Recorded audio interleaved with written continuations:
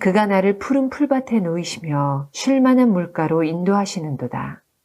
지난 1월에 와서 말씀을 드린 시편 23편 1절에서 6절 말씀으로 한 9차례에 걸쳐서 말씀을 전해드리겠다고 말씀을 드렸습니다.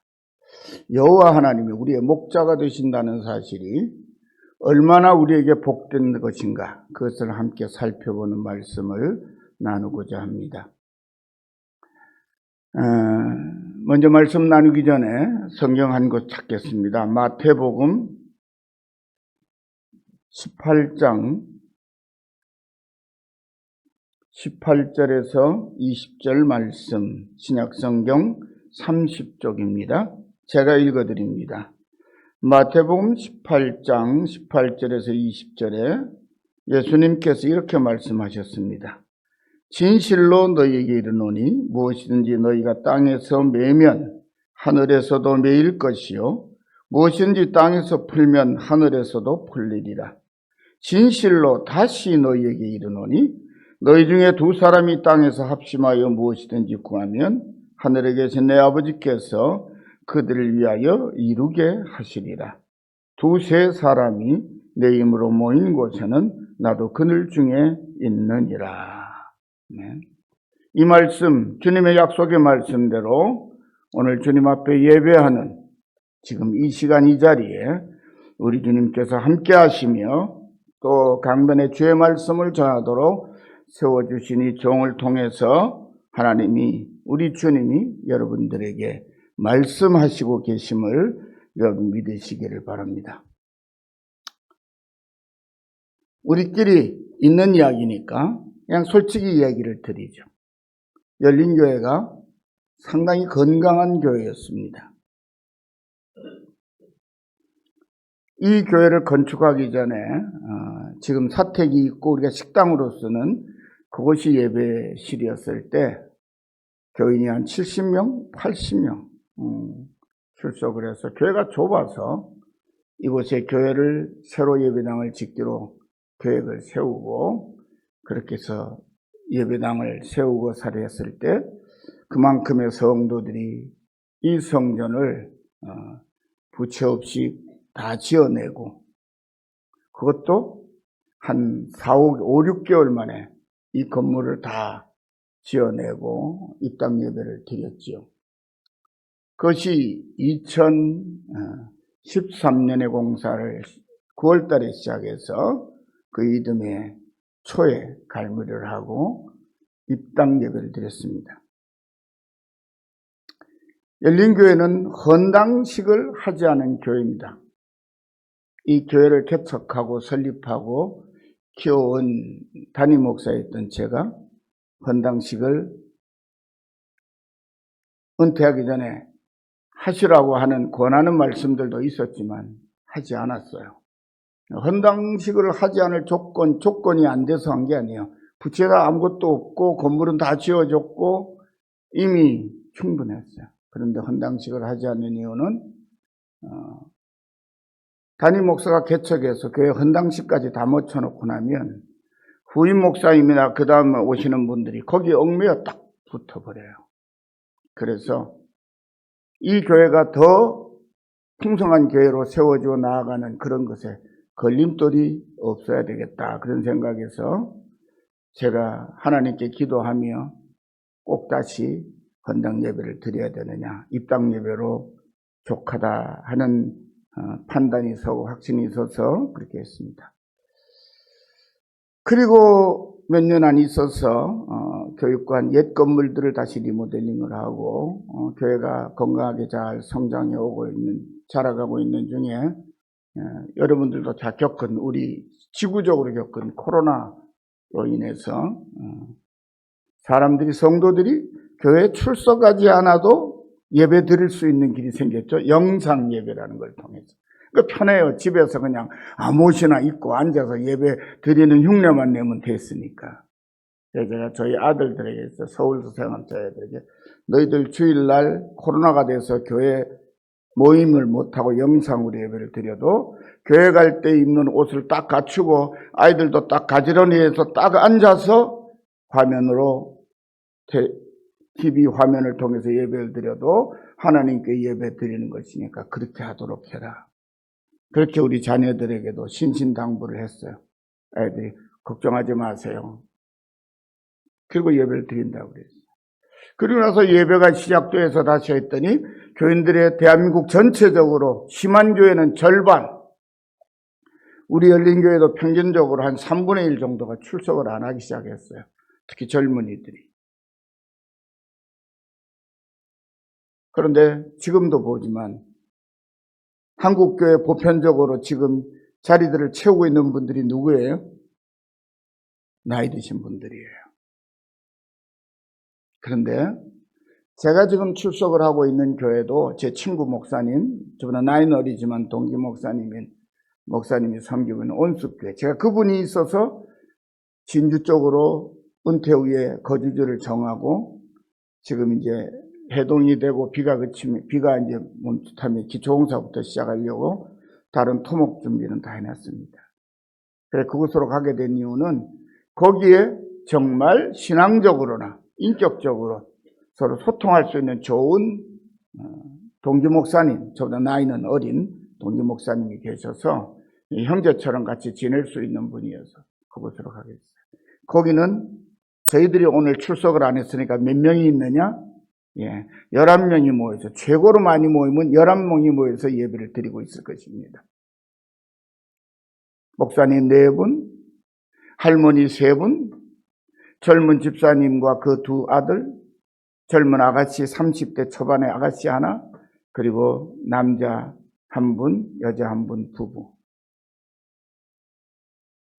그런데 농촌교회들 가면 노인들이 많죠? 그럼 노인들이 이렇게 말합니다. 아, 수고 많으십니다. 아, 참 귀합니다. 그러면 이래요. 목사님, 저희들이 무슨 쓸모가 있겠어요? 그래서 제가 이렇게 말합니다. 능력도 많고 재주도 많고 가진 것도 많은 세상의 수많은 사람들보다 하나님의 전에 와서 하나님을 예배하고 있는 여러분이 하나님이 보시기엔 최고 소중한 사람들입니다. 그래요. 목사가 은퇴를, 원로가 나이가 돼 70이 넘어서 은퇴라고 원로 목사가 되고 나면 어떤 목사는 시어머니로 타느라고 교회 골칫거리가 되기도 하고, 어떤 분은 교회에서 떠밀려 나가서 어딘가 귀양살이 가듯이 어디가 숨어 지내야 되는, 그게 한국교회의 현실인 것 같아서 매우 서글픕니다. 우리 교회가 제가 은퇴를 앞두고 여러 가지 사고들이 많이 일어나고, 그래도 다행스럽게 저를 은혜롭게 교회가 은퇴를 잘 시켜주어서 진주에 가서 안정된 생활을 만들어가고 있습니다만은, 그리고 나서 1년이 은퇴하고 1년이 채 못 되어서 성도들과 목회자 또 성도들과 성도의 갈등으로 인해서 지금 젊은 세대들은 몇 분 남지 않고 노인분만 이렇게 남아있는 교회가 된 것 같아요. 저는 새로운 세대에 건강한 부흥을 저보다 더 잘 이끌어갈 수 있는 젊은 목사님이 오셨으면 좋겠다고 하나님께 한 5년, 은퇴를 5년 남겨부터 기도를 했어요. 그래서 젊은 목사님 오셨어요. 성도들이 공동회의 해가지고 다 찬성해가지고 모셨어요. 그런데 젊은 목사님이 이끌어갈 젊은 세대들은 몇 분 안 남고 노인들만 남아있는데, 제가 우리 김 목사님이었어요. 교회에 머물러 있는 분이 하나님의 약물이고 하나님께서 기뻐하시는 사람들이니까 이분들의 곁에서 이분들의 신앙과 노후의 신앙생활을 할 수 있도록 잘 이끌어주고 잘 보살펴드리고 그렇게 하라고요. 제가 오늘 말씀을 드리기 전에 예수님께서 하신 말씀, 마태복음 18장 18절 19절 20절의 말씀을 정하는데, 20절에 뭐라고 말씀해? 2-3 사람이 내 이름으로 모이는 그곳에 나도 그들과 함께 있겠다. 바로 그 자리에. 그러니까 걱정하지 마십시오.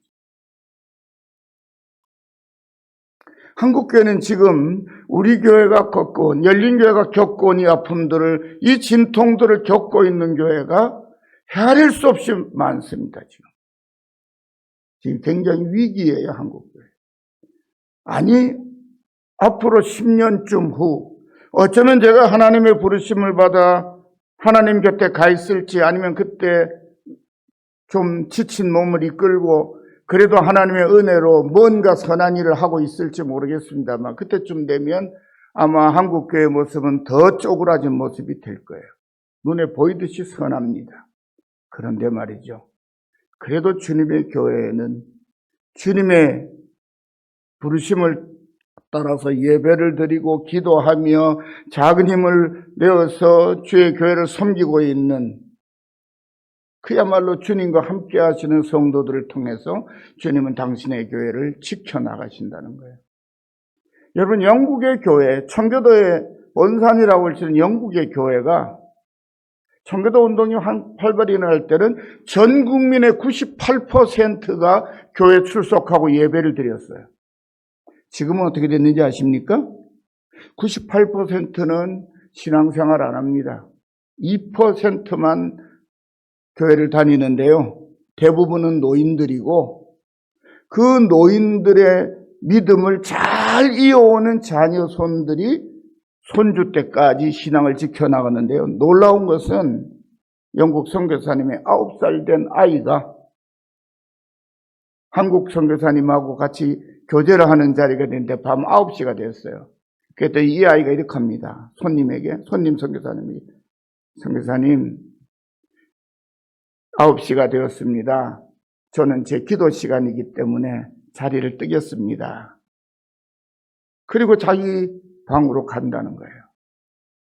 여러분, 9살짜리가 하나님과 대화하는 시간을 정해놓고 손님이 있는데 손님께 양해를 구하고 자기 기도하러 올라가는 신앙을 가지고 있어요. 여러분, 하나님이 누구와 함께 하시겠습니까? 바로 그 아이와 함께 하시는 거죠.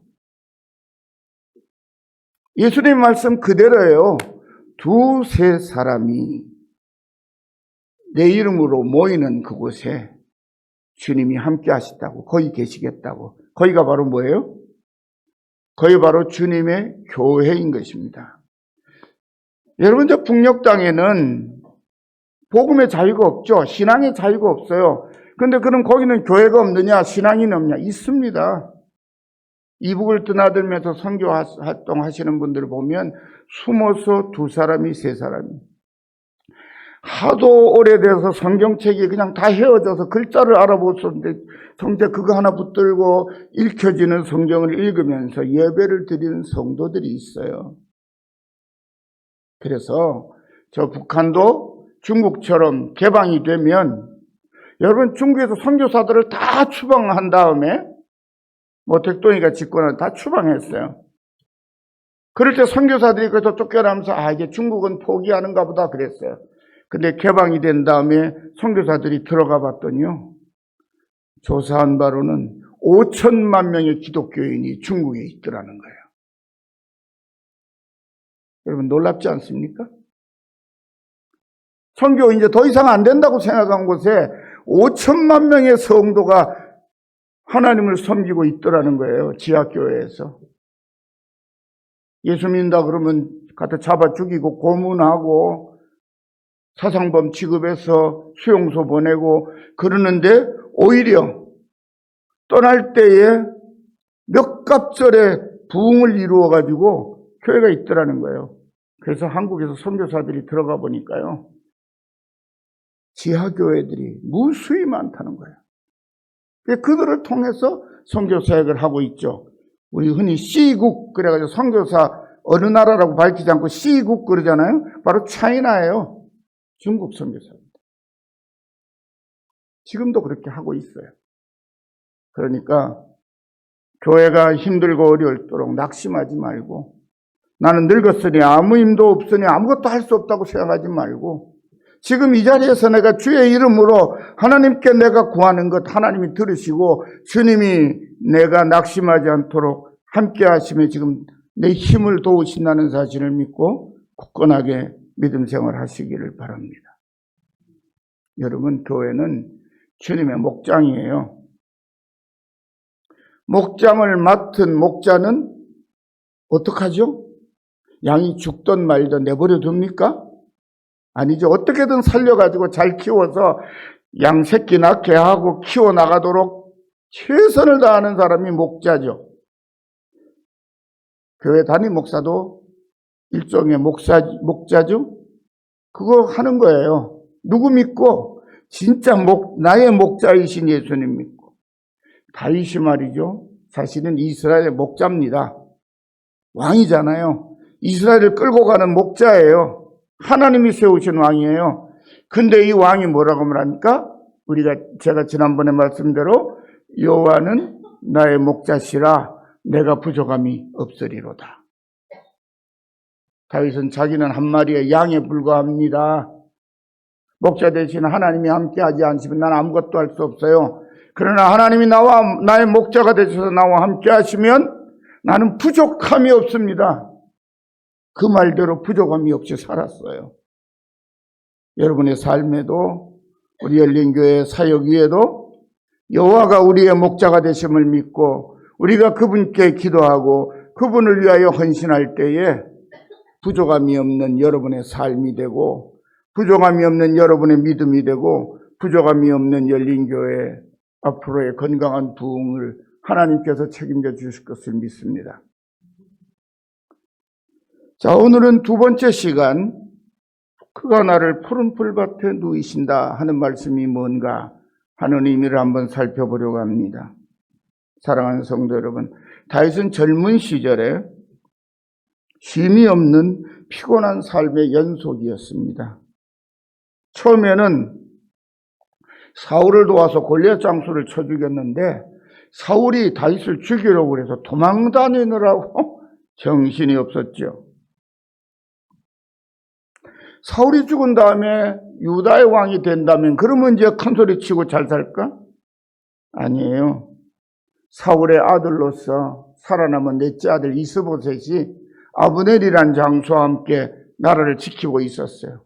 그래서 그 싸움을 하느라고 또 전쟁을 계속하는 거예요. 그뿐이 아닙니다. 그 싸움을 끝내고 이스라엘 12지파의 왕이 됐다면 주변에 이민족들, 우상을 섬기는 백성들을 정복하느라고 전쟁터에서 사는 사람이었어요. 그 이후에도 어떻게 해요? 자기 아들의 반란 때문에 도망다니면서 다윗 왕의 젊은 시절은 쉼이 없는 정말 전쟁에 전쟁을 이어가죠. 오죽 전쟁을 많이 했으면 다윗이 하나님이 성전 짓겠다고 다 준비했더니 하나님께서 하지 마라 그랬어요. 왜? 너는 피를 많이 흘려서 내 성전을 짓기에 합당하지 않다는 거예요. 여러분, 다윗이 믿음이 없어서 그런 게 아니에요. 이스라엘 나라를 약속의 땅에 든든하게 세우느라고 정신없이 전쟁만 했어요. 다윗은. 세상 역사로 보면 다윗이 위대한 영웅입니다. 전쟁에 한 번도 패전한 기록이 없는 사람이니까요. 그런데 우리가 영웅이라고 생각하는 그 다윗이 하나님 보시기에는 하나님의 평강의 집을 짓기에는 불합격자예요. 사람 보기에는 대단해 보여도 다윗은 그걸 받아들입니다. 그대로. 아버지, 하나님 맞습니다. 받아들이니까 쉴 수 있는 거예요.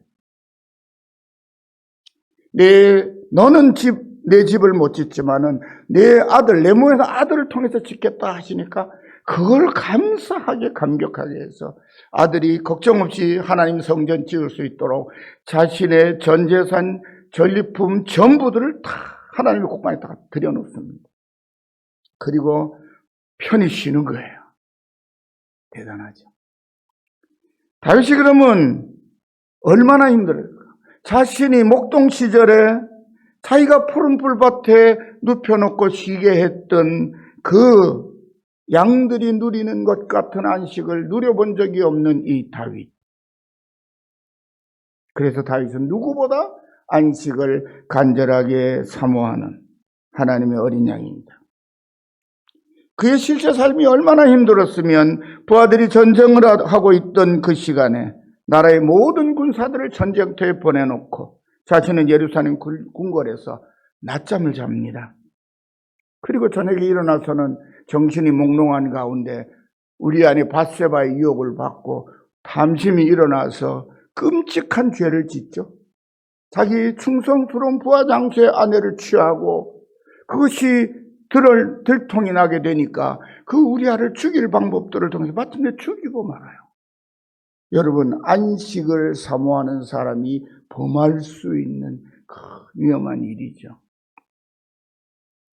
이처럼 항상 지쳐 있었던 다윗이 지금은 여호와가 나를 푸른 초장에 누이신다고 노래합니다. 다윗의 이 찬양은 우리가 진정으로 누릴 수 있는 평안은, 참된 안식은 참되고 선하신 목자 여호와 하나님께로부터 오는 것이라는 사실을 우리에게 분명히 가르쳐 줍니다. 다른 데서 안식 취할 수 없어요. 여러분, 제가 교회를 개척하고 한 10여 년, 한 5, 6년쯤 지나서부터 교회를 찾아오시는 성도들, 절 찾아와요. 양산의 이 교회, 저 교회에다 내가 힘이 들었는지 열린교회를 찾아. 어떻게 오셨냐고. 목사님, 좀 쉬었다 가고 싶어서 왔습니다. 그러니까 등록 안 하고 쉬었다 가도 좀 받아주시겠습니까? 예, 얼마든지 쉬었다 가십시오. 등록 안 하시고 출석하셔도 되고, 등록하시고 출석하시다가도 이제 쉴 만큼 쉬었으니까 내 본 곳으로 가겠습니다 떠나면 제가 꽃다발 드려서 보내드릴 테니까 걱정하지 말고 쉬고 가십시오. 저는 목회를 그렇게 했거든요. 그렇게 와서 10년도 있고 어떤 분은 15년도 있고 그러다가 또 떠나갈 때 되면 떠나가면 꽃다발 다 줘서 보냈어요. 방구 세듯이 갈라 그런 사람 붙들어다가 인사하고 가라고. 예의가 그게 아니다. 예의가 그게 아니다. 그렇게 떠나고 나면 당신의 뒷모습이 우리 성도들에게 부정적으로 남으니까 안 된다. 우리가 잘 보내드렸다고 하고 당신도 그렇게 인사 잘하고 갔다고 하도록 하라. 여러분, 현대인들은 누구나 할 것 없이 이 땅에서 사는 사람은 누구나 안식을 사모해요. 세상에 제일 좋은 게 뭐죠? 걱정 없이 잠잘 자는 거. 그것만큼 좋은 게 없잖아요. 근데 다윗은 그러질 못했어요. 그런데 다윗이 누리는 평강이 있습니다. 하나님이 나의 목자가 되심으로 그분 안에서는 내가 쉴 수 있다는 거예요. 나의 안식은, 나의 평안함은 그분께로부터 온다는 거예요. 자, 오늘 본문 말씀 짧은 한 구절의 반. 그가 나를 푸른 풀밭에 누이시고 라는 말씀을 드리려고 합니다.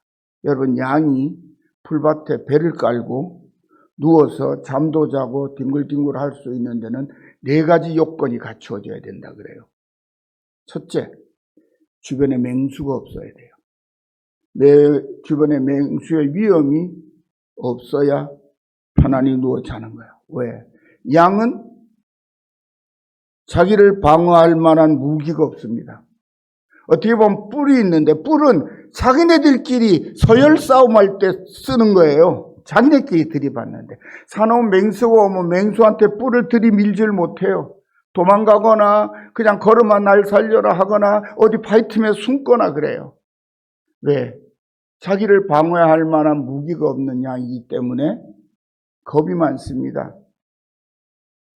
그리고 주변에 무슨 맹수 냄새가 조금이라도 나면 그냥 도망갈 준비부터 하는 거예요.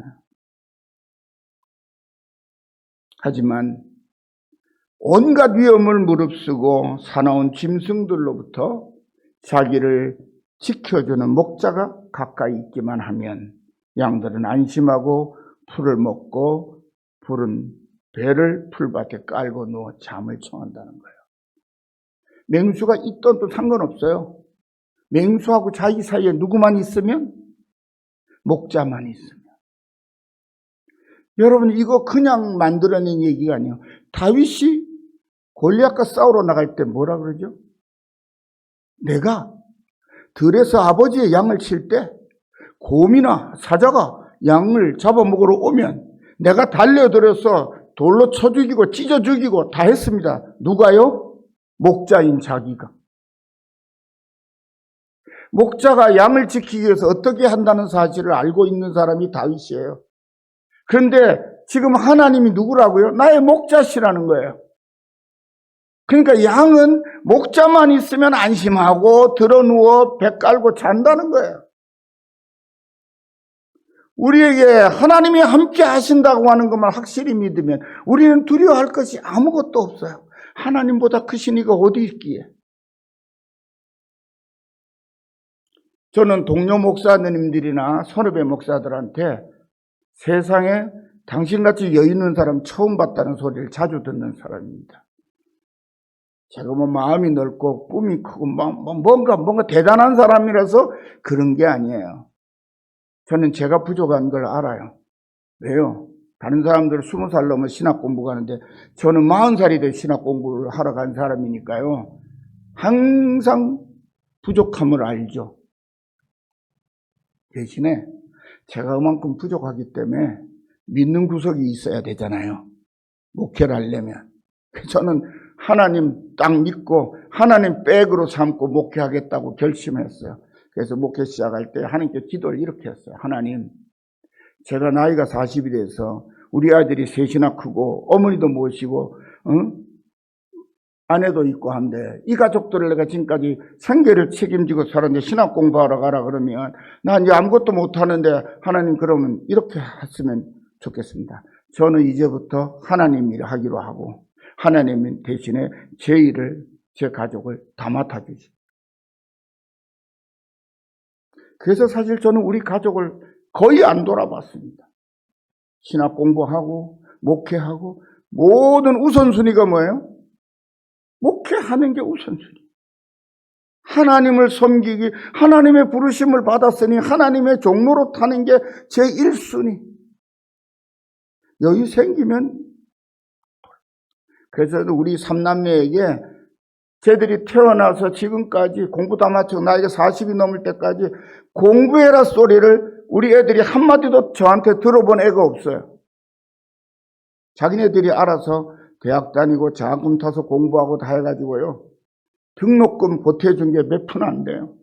자녀 셋을 요새처럼 장학제도가 많지 않은 시대 자기들이 아르바이트를 하든지 아니면 성적 장학금을 타야만 등록금을 해결하던 시대에 아들 둘, 딸 하나 대학 다 졸업해서 사회 진출하는데 여러분 총 들어간 학비 1,000만 원이 안 돼요.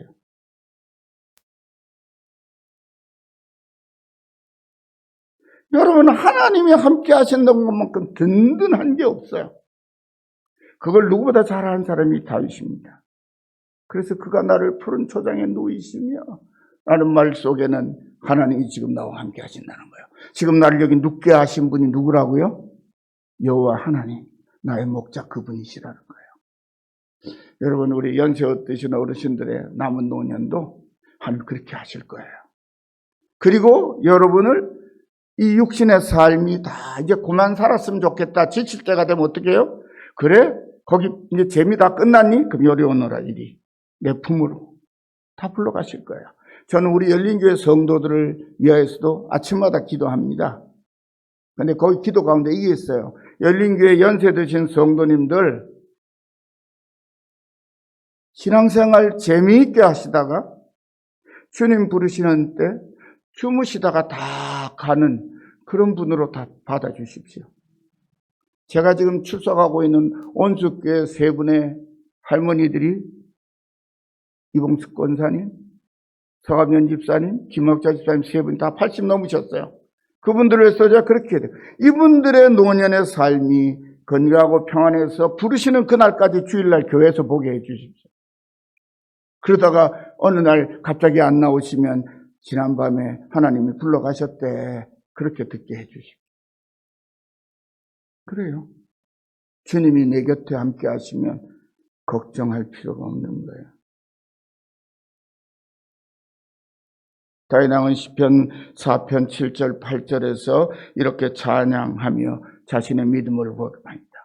주께서 내 마음에 두신 기쁨은 저희의 곡식과 새 포도주에 풍성할 때보다 더하니이다. 내가 평안히 눕고 자기도 하리니 나를 안전하게 거하게 하시는 이는 오직 여호와이시니이다. 우리의 목자이신 하나님은 오늘의 우리들에게도 이사야 41장 10절에 이렇게 말씀하십니다. 두려워 말라. 내가 너와 함께 함이니라. 놀라지 말라. 나는 내 하나님이 됨이니라. 내가 너를 굳세게 하리라. 참으로 너를 도와주리라. 참으로 나의 의로운 오른손으로 너를 붙들리라. 우리 모두가 선하신 목자 하나님 우리와 함께 하신다는 믿음으로 충만한 진정한 평안 누리시기를 간절히 축원합니다. 두 번째, 이 양이 배를 깔고 푸른 풀밭에 누우려면요, 양물이 자신에게 내부적인 싸움이 없어야 돼요. 목자가 함께하면 양들은 편안히 누울 수 있는데 위험으로부터 안전하죠. 근데 망무리가 많아지면 어때요? 크고 작은 경쟁과 싸움이 계속 일어납니다. 예수님의 제자들도 누가 크냐 하는 문제로 항상 다투죠. 그죠? 예수님 지금 내가 곧 얼마 있으면 나쁜 사람들한테 팔려가가지고 십자가 지고 죽고 3일 만에 보랄 거 말씀하는데 그 말씀은 귀에 돋고 우리 중에 그러면 예수님 후계자가 누가 되는 거야? 누가 대장 되는 거지? 그러고 막 싸우고 계속 하다가 안 되면 어머니한테 청탁도 넣기도 하고 예수님이 이스라엘 왕의 자리에 오르시면 내 아들은 좌의정 또 한 아들은 우의정. 그럼 나머지 제자들은 뭐예요? 예수님의 제자들도 그 사이에서 경쟁하느라고 마음이 안 편했어요. 예수님 따라다니고 예수님 모시고 사는데도 자기네들 사이에 그것 때문에 힘들었어요. 지금 우리 열린 교회가 겪게 된 이 아픔도 그렇죠? 누가 주장할 거냐?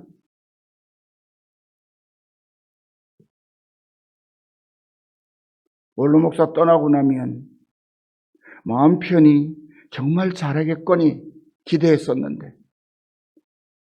떠나고 1년도 안 돼서 말할 수 없는 갈등들. 전화가 오면 조금 더 참으라고. 서로 낯선 사람들이 익숙해지고 경험해보지 못한 일들이 닥쳐오면 당황하기 쉬운데 그때 제일 좋은 방법이 뭔지 아세요? 기다리는 거예요. 기다리는 거. 이러니까 이래보자 저래보자 하고 자기 생각들을 막 끄집어내기 시작하면 갈등이 생기는 거죠. 여러분, 다툼과 분쟁은요, 약간 어리숙한 사람들 때문에 잘 못하는 사람 때문에 일어나는 게 아니고요, 너무 똑똑한 사람들 때문에 일어나요.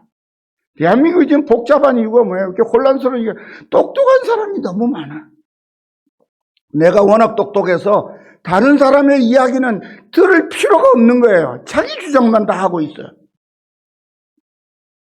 여러분, 평화를 얻으려면 다른 사람의 이야기에 귀를 기울여야 돼요.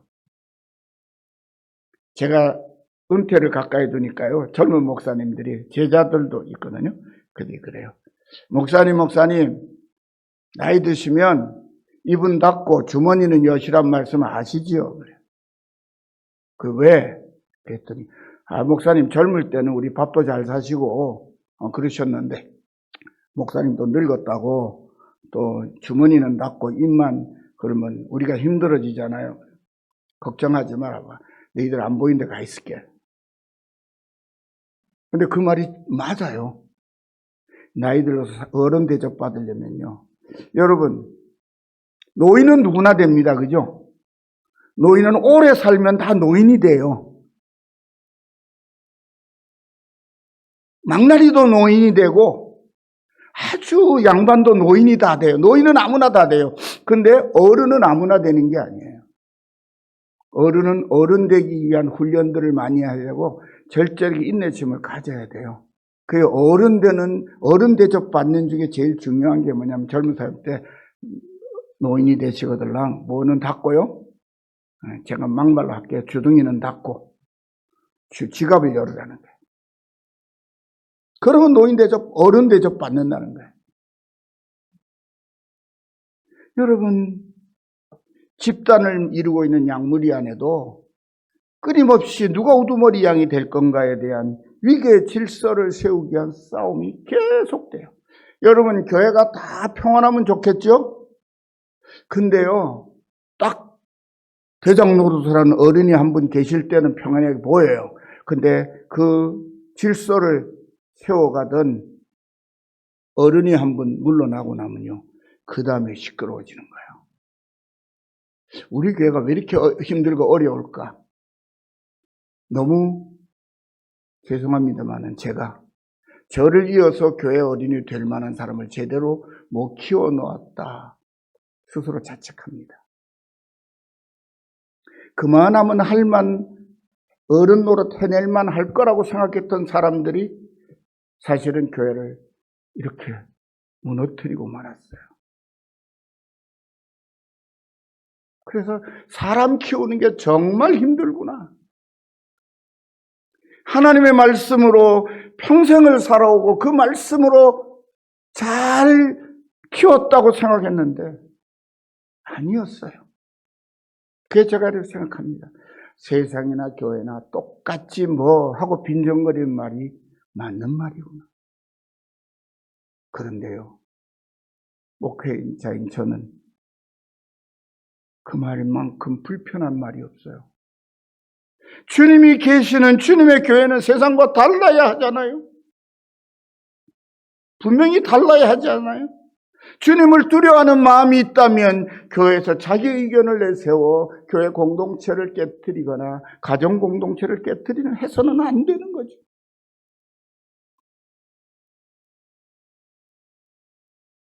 자기 주장을 내세우다 보면 형제가 적이 돼요.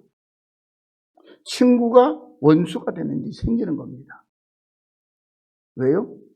그를 짓밟아야 내가 올라갈 수 있다는 생각이 들면 그렇게 돼버리는 거예요. 우리 사회가 그런 성향이 굉장히 강해요.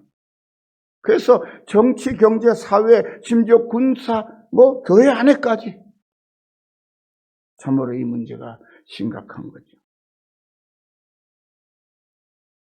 하나님 목장인 교회 내부의 모든 갈등과 다툼도 선한 목자이신 하나님의 다스리심을 믿지 않고 자신을 다른 이보다 앞세우고 주장하려는 그야말로 어리석고 교만한 애들 중에서 일어나는 거예요. 그런데 주님이 계시면 달라집니다. 목자가 딱 나타나서 다투고 그냥 너 톡톡톡 딴소리 아니, 양이 무슨 말을 알아듣겠어요? 양은 목자의 음성만 알아듣고 목자께서 하지 말라 그러는구나 그러고 싸움을 멈춥니다. 힘센 놈은 더 이상 들이받지 않아요. 그래서 약한 놈도 목자가 나타나면 이제 좀 누울 수 있겠구나. 그리고 편히 쉬는 거예요.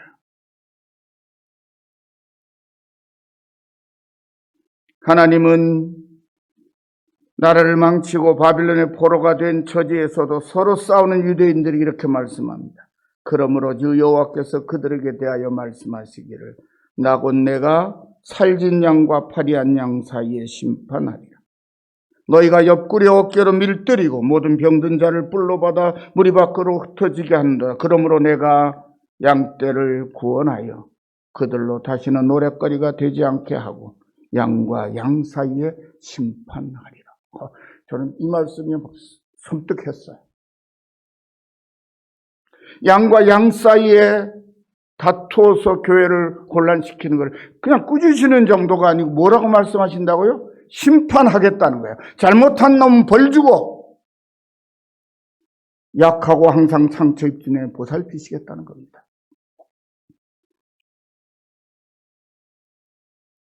우리가 진정한 그리스도인이요 참되고 건강한 교회라고 하는 증거는 우리의 욕심을 채워주는 높은 짐이나 육신의 부요함이 아닙니다.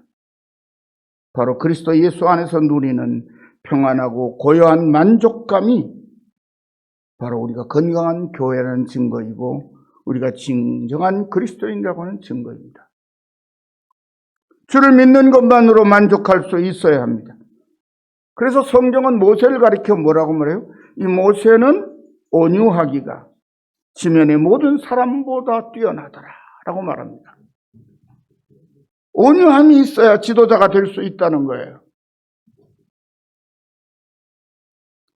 우리의 영원한 목자이신 예수님 뭐라고 말씀하십니까? 누구든지 나 예수를 따라오려거든 자기를 부인하고 자기 십자가를 지고 나를 따를 것입니다.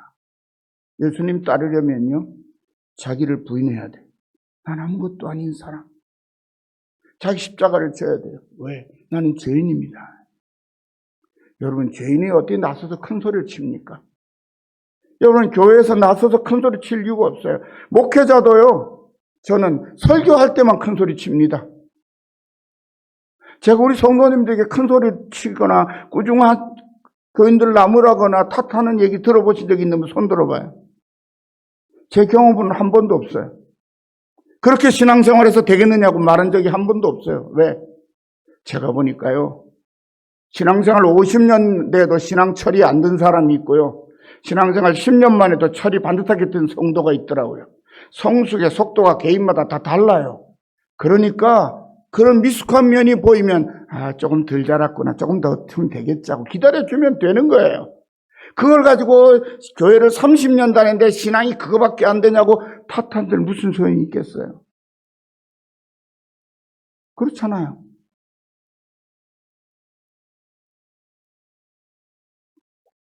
우린 다 똑같이 하나님 앞에 죄인입니다. 그러므로 자기를 부인해야 돼요. 내가 내세울 것이 있다고 나서지 말아야 돼.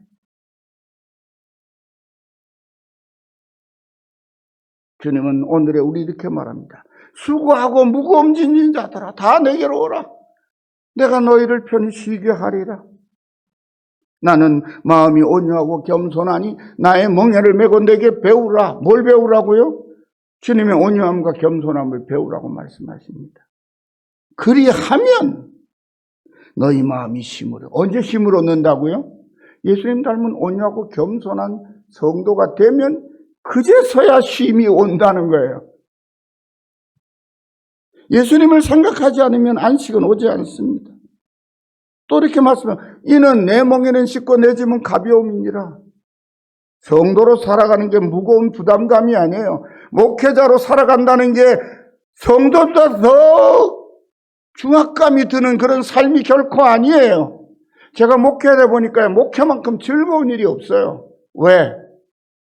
주님이 지신 십자가에 비하면 아무것도 아니거든요. 그렇잖아요. 주님이 내 대신 지신 십자가에 비하면 지금 내가 목회하기 때문에 짊어져야 하는 짐, 그건 오히려 즐거운 소명이에요. 그러니까 불평할 게 없는 거예요. 제 동생도 목사입니다. 근데 하루는 그래요. 목회 못해 먹겠다고 교인들한테 얘기했다는 거예요. 제가 목사가 아니었으면 옛날에 그냥 목사 아닌 형님이었으면 비싸게 올려붙였을 거예요. 목회를 목회 먹겠다니. 그건 하나님과 한번 붙어보자는 거지, 네가. 하나님 맡겼으면 네가 주의 종이라며. 그럼 코 푹 내려놓고 그냥 순종하는 거지. 목회가 아무리 힘들어도 그런 소리 하는 거예요. 목회만큼 즐거운 일이 어디 있니? 그렇잖아요. 주님께 비교해 봅시다. 우리 신앙생활이 힘들고 어려울 때요, 주님께 비교해 봐요. 주님은 아무 잘못도 없이 의로우신 그 주님이 나 대신 그렇게 곤욕을 치르셨는데, 그렇다고 주님이 우리한테 불평 한마디 하신 거 성경 사복음서 가운데 찾아보신 적이 있으면 말씀해 보세요. 제가 상 드릴게요. 없어요. 목사가, 성도들이 그런 불평하면 안 되는 거예요.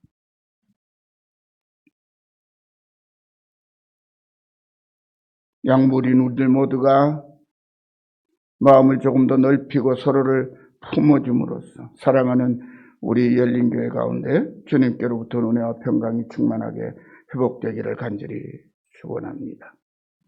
세 번째 언제 배 깔고자 하느냐? 몸에 해충이나 기생충이 없어야 돼요. 시간이 많이 갔으므로 간략하게 했습니다. 여러분, 우리 몸에 피부병 있으면 편할 렉시 없죠. 피부병 아무것도 아닌 것 같은데 계속 긁어야 돼요. 여러분, 우리의 개인적으로, 신앙적으로나 인간적으로 여러 가지 근심 걱정되는 내 개인의 문제가 있으면 우리 잠 못 자죠. 교회가 어려움을 겪는 동안 한 지난 2년 동안에 제가 잠을 편하게 푹 적어도 4시간, 5시간을 자본 날이 손꼽을 만큼밖에 없습니다. 목회자는 교회가 힘들다 그러면 끙끙 앓아요. 여러분, 목사님들 좀 이해를 많이 해드려야 돼요. 성도님들은 막 화내고 쏟아내고 할 수 있지만 목회자는 그럴 수 없잖아요. 누구한테 화내겠어요? 교회가 어려운데 다 내 책임인 것 같은데. 그냥 속으로 끙끙 앓는 거예요. 잠 못 자요. 살이 푹푹 빠졌다가 너무 폭식해가 살이 갑자기 쪘다가 막 별 이상한 일이 막 일어납니다. 근데 그거를 잘 안정시키려면 어떡하면 돼요? 주님 앞에 가는 거예요. 주님 앞에 엎드리는 거예요. 그리고 하나님께 통사정하는 거예요. 주님 좀 봐주세요. 나 못 견디겠어요. 주님 이건 날 좀 치유해 주십시오. 개인의 문제는 주님 앞에 홀로 가는 거예요. 여러분, 성도들이 다투고 문제를 일으키면서 또 목사님도 젊은 목사님이니까 힘들어하면서 괴로워하면서 그냥 자기 감정들 막 쏟아내요. 나 힘들어 죽겠는데 너 나한테 왜 그래? 이렇게 하니까 싸우는 거예요. 여러분, 우리 자신이 겪는 이 고초와 아픔들은 하소연할 때는 딱 한 군데뿐이에요. 주님 앞에 나가. 거기 가서는 아무리 말해도 돼요. 주님 앞에 주님 정말 못해 먹겠어요. 그래도 주님은 그래 힘들구나. 너 그 소리 하는 거 보니까 언제쯤 너 그러는 애가 기다렸는데 이제 왔구나. 자, 오늘 너 하고 싶은 말 다 해봐. 다 들어주십니다. 여러분, 제가 교회를 개척하기 전에요. 저 부산 금정산 꼭대기에 올라갔고요. 한겨울 12월 1월에 2달 동안 산기도를 했어요. 그 추운데 방석 하나 깔고 바위에 앉아서 어떻게 하냐고 사람들이 물어요. 에이, 답답해봐. 그게 어떡하는데. 가서 하나님 앞에 막 그래요. 제가 풀로만 주시고 사역지만 주신다면 하나님 어디라도 가겠다는데 왜 하나님 부르시는 소리가 안 들려요? 막 정말 이러시기냐고. 다 들어주십니다. 사람들 앞에 그러면 막 화내고 성질내고 어디 와서 행패냐 그럴 거예요. 근데 하나님 그렇게 말씀하나. 여러분, 목자는요, 자기 양이 가려워서 바위께 부비는 걸 보면요, 얼른 쫓아와서 긁어주고 기름 발라주고 심하면 약을 사서라도 바릅니다. 왜요? 양 살리는 게 목자 일이니까요. 그래서 여러분이 힘들고 어려울 때는 하나님 앞에 쏟아놓으십시오. 다 쏟아놓으셔도 돼요. 어떤 분은요, 어떻게 그런 기도를 합니까? 그건 아직까지 사람에게 기도하듯이 하는 거예요. 하나님 앞에 가가지고 뭐 쏟아놓을 게 어디 있어요? 내가 안 쏟아놔도 이미 다 알고 계신데요. 먼저 알고 계신데. 이미 알고 계시니까 털어놓기 얼마나 편해요. 하나님 다 아시잖아요. 그런데요, 하나님, 나는 힘들거든요. 그러니까 도와주세요. 하나님 도와주시면 나 좀 잠도 자고 좀 더 쉬고 좀 더 즐거울 수 있을 것 같아요. 그럼 하나님이 그래? 알았어. 그때부터 하나님이 우리를 치료하시기 시작하는 거예요. 하나님 좀 이상하신 분이에요. 우리가 가서 안 부르짖으면요, 하나님 가만 내두실 때 있어요. 그때가 대부분이에요. 심지어 그러죠. 하나님이 성경에도 그렇게 말씀하세요. 내가 다 해준다, 다 해준다. 그래도 너희는 내가 그렇게 너희에게 해주기를 기도하여야 한다. 아버지가 자식들에게, 어머니 자식들에게 잘 베풀죠. 그런데 어머니 아버지가 기대하는 거 하나 있어요. 어머니 아버지 자식이 와서 어머니 아버지 나 힘들어요. 좀 도와주세요. 어머니 나 맛있는 거 어머니 밥 먹고 싶어요. 그 얘기 한마디에 어머니는 그냥 피곤한 줄 모르고 음식을 막 잔치상처럼 차리잖아요. 똑같아요. 여러분, 하나님은 우리 부모님과 다르다고 생각하지 말아요. 하나님은 바로 우리 아버지시거든요. 그래서 우리가 광고하면 그래 그게 먹고 싶었니? 그래 그게 하고 싶었니? 그래 그게 너에게 필요하니? 그래 알았다 알았어. 뻔히 알고 계셨으면서도 그 기도를 기다리시는 분이 우리 아버지 하나님이세요. 우리의 목자이신 그분이세요. 기도해요. 그렇게 해놓고 나면요 이제 쉴 수 있어요. 왜? 하나님이 치유해 주시니까요. 마지막으로 양이 편히 눕게 되는 조건 가운데 하나가 배가 불러야 돼요. 배고프면 양은 서성거리기 시작해요. 배고파 먹을 게 없어 먹을 거. 저는요 지금도 그래요. 허기가 들면요 잠을 못 자요. 그래서 허기가 들면 집사람 보고 밤에라도 먹을 거 없냐고 찾아요. 요새는 말이죠. 우리 사람이 저보다 몸이 안 건강하니까 제가 라면이라도 끓여 먹고요. 떡국이라도 끓여 먹고 아니면 빵 조각 주워 먹습니다. 여러분 허기지면 잠 못 자요. 양은 똑같아요. 그래서 배고프면 서성거려요. 그런데 이 지금 오늘 시편 23편 안에는 목자가 푸른 초장에 자기를 눕혔대요. 그건 뭐죠? 풀밭이 풍성하다는 거죠. 그런데 말이죠. 이 풀밭은 걷어들이는 게 아니에요. 목자가 수고하고 애써서 가꾸었거나 아니면 발품을 팔아서 풀이 풍성한 빈 들판을 찾아 놓은 거예요. 그래서 자기가 가꾸어 놓은 풀밭이든지 아니면 자기가 찾아놓은 풀밭이든지 그리로 인도하는 거예요. 양을 어떻게 해든지 양을 배불리 먹이려고. 따라합시다. 하나님은 우리를 배불리 먹이신다. 하나님의 양식으로 우리를 채우시는 거예요. 그러면 우리가 비로소 편히 쉴 수 있어요. 적도 없습니다. 우리끼리 갈등도 없습니다. 내 개인적인 별 문제가 없어요. 그런데 영적으로 우리가 굶주리면 허덕이기 시작하는 거예요. 잠을 못 자는 거예요. 사랑하는 성도 여러분, 여러분 영적으로 얼마나 만족하고 계십니까? 우리의 영원하신 예수님께서 우리의 공급해 주시고 다함이 없이 베풀어 주시는 생명의 양식이 우리의 영혼과 육신을 모두 건강하고 풍요롭고 화평하게 해줍니다.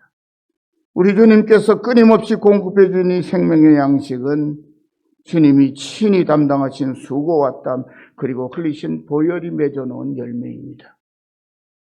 우리 주님의 십자가 희생과 헌신을 통하여 공급되는 양식이 바로 우리가 성찬식 때 나누는 포도주와 떡 성찬입니다.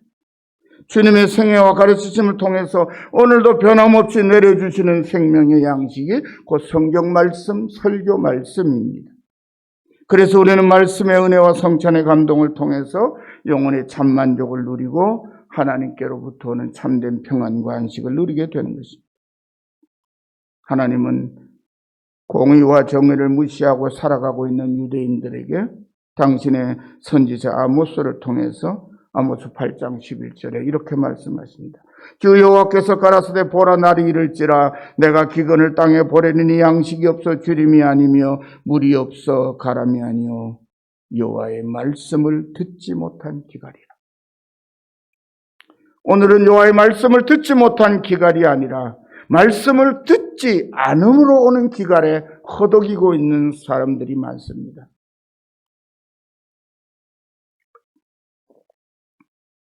어찌하든지 모이는 자리에 가지 않으려고 하고 그의 말씀을 듣는 생명의 양식을 공급받는 기회를 만나지 못하는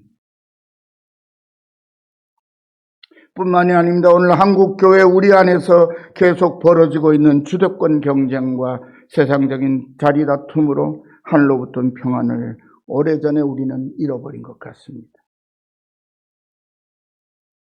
교회로부터 편안함을 느끼지 못하는 세상 사람들, 그것은 우리의 책임입니다. 교회 주인이신 주님의 자리에는 지금 정말 염치 없고 거만한 사람들이 앉아서 교회 지도자를 자처하고 있습니다. 그리스도의 종이라고 하는 목회자들은 겸손을 잃어버렸습니다. 하나님의 약물이라고 하는 성도들은 하나님의 말씀보다 자기 생각, 자기 뜻을 앞세웁니다. 이제 우리는 외부의적인 사탄과 세상 사람들과의 거룩한 영적 전투는 포기하고 우리 가운데 함께하는 형제들과 경쟁하고 싸우는 것에 익숙해져 버렸습니다. 그리고는 교회나 세상이나 사람 사는 것은 다 그렇고 그런데 뭐라고 스스로 위안합니다. 사랑하는 성도 여러분, 우리가 그렇게 거룩함과 진실한 믿음과 사랑을 포기하고 목자이신 하나님의 뜻을 따르기를 거부하고 자신의 뜻을 앞세우고 주장하면 우리는 주님이 주시는 참된 평안과 안식은 전혀 누릴 수가 없습니다. 그리고 우리가 그러는 동안에 하나님의 교회는 우상을 섬기는 세상처럼 악하고 추하게 변하여 마침내 무너지고 말 것입니다. 예수님의 동생 야고보 장로는 이렇게 말씀하십니다. 내 사랑하는 형제들아, 속지 말라. 온갖 좋은 은사와 온전한 선물이 다 위로부터 빛들의 아버지께로부터 오나니 그는 변함도 없으시고 회전하는 그림자도 없으시니라. 우리가 그토록 바라고 사모하는 모든 좋은 것들은 하늘의 아버지, 우리의 참 목자이신 그분에게로부터 내려오는 것입니다. 그런데 우리는 그것을 우리가 취하려고 합니다. 그래서 우리 마음에 들지 않으면 하나님께서 주신 은혜도 하찮게 여깁니다.